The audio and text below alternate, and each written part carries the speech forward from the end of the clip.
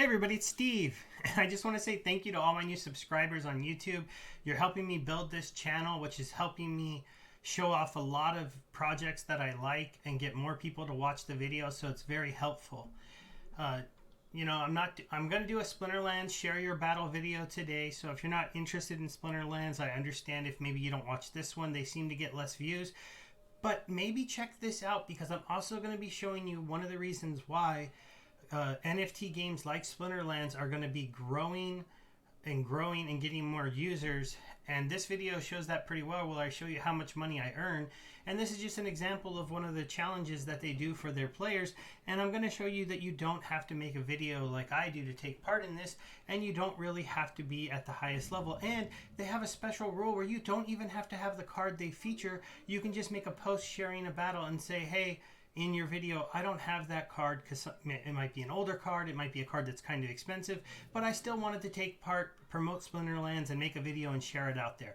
And it can be as simple as tweeting it or sharing it on many of the different social sites that I have links to in my posts, like PublishX or Torum or Somi, or if you make videos, YouTube, Library, Odyssey. And this is just kind of one of those things that just gets you to know more people out there in the crypto world. So the Splinterlands team likes to do a challenge every week. They call it the Share Your Battle Challenge. They feature a card or a theme or a rule set. And so if you're a player of the game, you just go play the game. You get a battle. You don't have to win or lose. And the idea is that you just break down the battle and you give some publicity to the game. And the game has been growing really well. The card values have been going really up. If you haven't got in yet, I'm sorry. It's a little bit late, but it's not completely too late. Cards still sell for a lot cheaper than they should, in my opinion, considering a pack costs $2 or $1.50 at cheapest, and that's secondary market and stuff. And still, you have a rare from a lot of those sets selling at like a quarter, even though that pack costs a lot more. That does have to do with the idea that some packs have legendary, some packs have gold, but still, the card market has a long way to go, I believe. All right, so this week, they wanted us to use the Mushroom Seer, and we're going to get to that card. We're going to go over who he is, and we're going to go over a battle. But first, I'm going to show you something that is one of the reasons I do this, because I'm a Hive member. I'm an active poster and supporter and a curator on the Hive blockchain, thanks to the TipU program letting me do that. And one of the things I do is in the communities that I am, the art communities, the Splinterlands community, the Leo finance community, is go out and give people some votes. The vote I give out when I do a TipU curate is like $1.50. My vote is like 20 cents. And you don't get all of that. You have to look into how Hive works. There's a 50-50 payout on most posts. But it's still a fun way to earn a little bit of extra money that you can put into other projects that you enjoy, that you can put into your Hive project and grow it, or use to buy Splinterlands cards. And that's what I've been doing, because I really want to get a max out Untamed set. And so my rewards from my posts are now pretty much going strictly into buying rare Untamed cards and legendary Untamed cards that I see on sale until I get all of those ones maxed out. And then I will slowly work on the commons, as the commons take a lot more cards and are surprisingly expensive to max out if you really want them at the top levels. So this is one of the things I wanted to show you really quick. This is the Splinterlands communities. It's actually quite small considering how many players there are. That's why if you join this community and you start to post and make good content, it's a little easier to get noticed than you might expect. With only 1,600 people in here, it's not that hard to be a star. Now, there's lots of different things people do. See, you have this person here. He made a nice little idea of how you can win a rule set. I gave him a vote, so he's getting a quarter. Yay!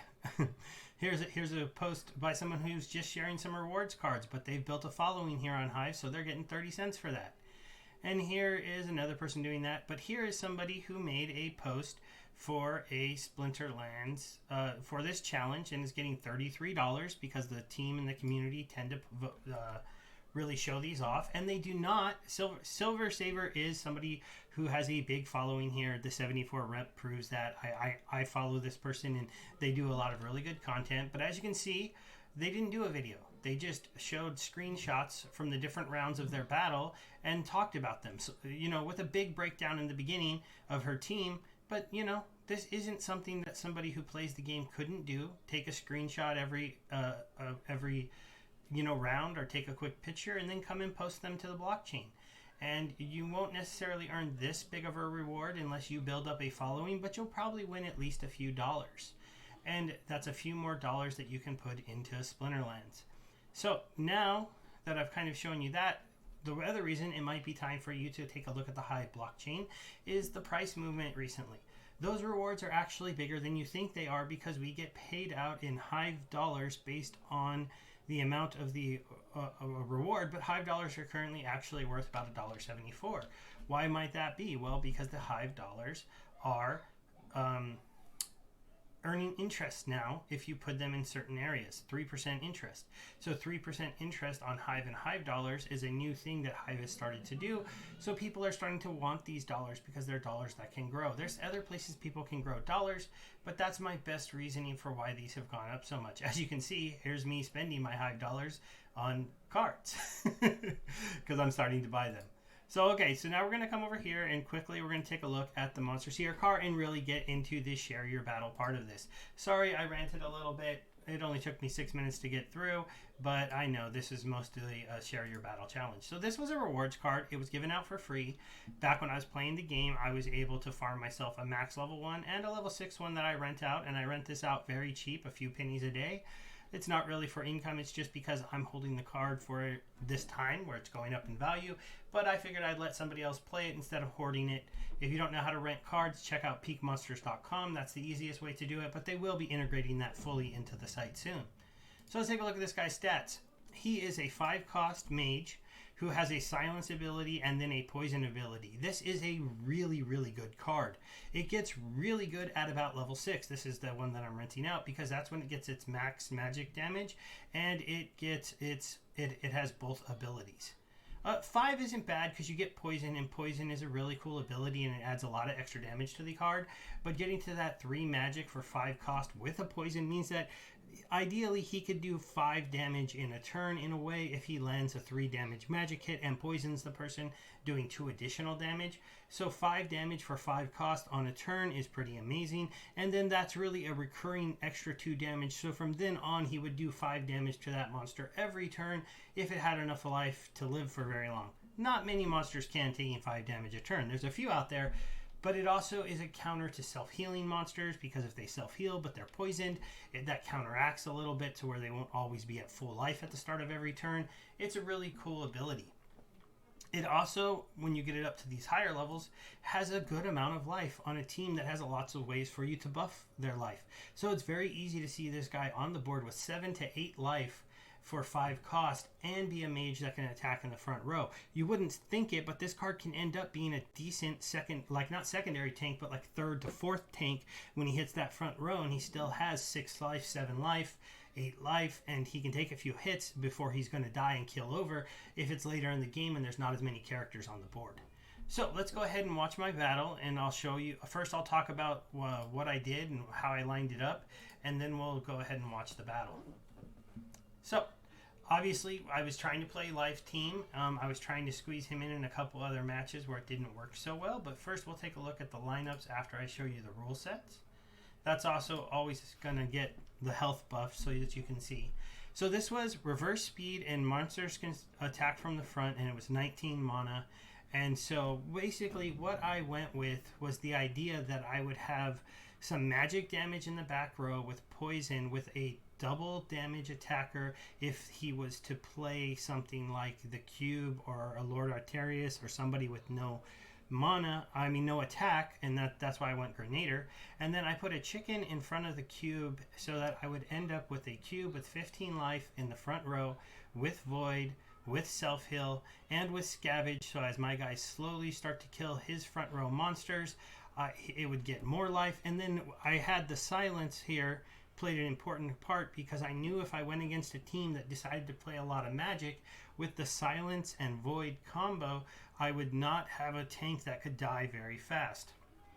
Now he went with a mage team, so this set me up to really have my strategy hopefully work out the right way. With one caveat, I went heal and self-heal hoping that my monster would not die in that front row. He did go one guy with affliction that can make it so my monster can't heal. So I was hoping that that affliction would not proc, at least on the first attack on my cube. If it procced later, he would have scavenged up to a decent amount of life, hopefully, and still be able to last long enough for my attackers to get through his people. Now, one of the reasons why I think this match ended up being a little bit easy for me to win was that he had a one card that was not leveled up. He probably threw this in there as kind of a 2 mana play, and also in reverse speed, it was probably a mistake to play the flying dragon bird thing here, the cockatrice, because it has 6 speed, which means it's going to be hard to hit anything, and it's going to be, instead of hard to hit, extremely easy to hit for other cards, and you'll see that play out in the battle. So let's go ahead and watch the battle, and then we'll end this video. I don't want it to be too long for anybody that comes to check it out. I'll put a few timestamps. I'm starting to do that more, so you just skip to the battle if you want. So here we go. So you saw I did have those 2 really fast people take out my chicken first, so that was okay. That's what he was there to do. It was kind of nice I had a chicken on the other side, because you see the scavenge here goes ahead and gives me, I'm up to 16 life very quickly. Then I had 2 magic attackers. I didn't get a poison proc, but he didn't get a poison proc on his side. And then as you can see here, I didn't get the anti-heal right there. That was very important, because on this turn I was able to go all the way back up to full health. And there's that attack that I said normally I would never be able to hit that cockatrice, but in reverse speed my guy had the advantage and I landed it. There he got a poison proc. That could be somewhat problematic, but with double healing and me getting up to 18 health, you can now see where this is going. He is not going to have the firepower to kill my front row person. He doesn't get the proc again to stop me from healing there. So pretty much at this point this fight's over. I'm going to go ahead and speed it up. You're just going to see it play out where he just does not have the firepower to get through that cube. This is a thing that happens when you face the cube. He did finally get a thing to stop me from healing the cube, so eventually that poison would have killed him, but my team is going to wipe the floor with his team before we can get there.